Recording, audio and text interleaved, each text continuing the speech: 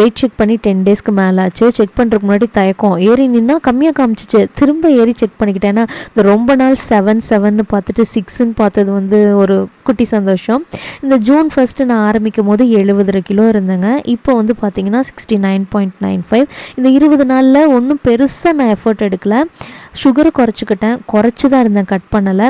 அதே மாதிரி snack item வந்து நல்லா கண்ட்ரோல் பண்ணிட்டேன். ரொம்ப கொஞ்சமாக தோணும் போது 1 பீஸ் 2 பீஸ் எடுத்து வாயில் போடுறது அந்த மாதிரி தான். அப்புறம் ஃபுட்டு டைமுக்கு சாப்பிட்றது, கொஞ்சம் ஹெல்த்தியராக பார்த்து கரெக்டான போர்ஷனில் சாப்பிட்டு, தண்ணி ஓரளவுக்கு நல்லா குடிச்சேன்னு சொல்ல முடியாது, ஓரளவுக்கு குடித்தேன். அதுக்கே இந்த 20 நாளில் 1/2 கிலோ குறைஞ்சது. வெயிட் ஏறாமல் இருந்தது. எனக்கு ரொம்ப ரொம்ப சந்தோஷமாக இருந்தது. வீடியோலாம் பார்க்கும்போது நான் ரொம்ப பிஸியாக இருக்க மாதிரி இருக்குல்ல. நான் நானே பிஸியாக ஃபோக்கஸ்டாக வச்சுக்கிறதுக்கு காரணமே நான் டவுனாக ஃபீல் பண்ணக்கூடாதுன்னு தான்.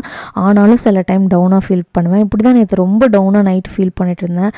அந்த டைமில் கரெக்டாக ஒரு கால், அவங்கள என் ஃப்ரெண்டுன்னு சொல்லலாம், சிஸ்டர்னு சொல்லலாம்.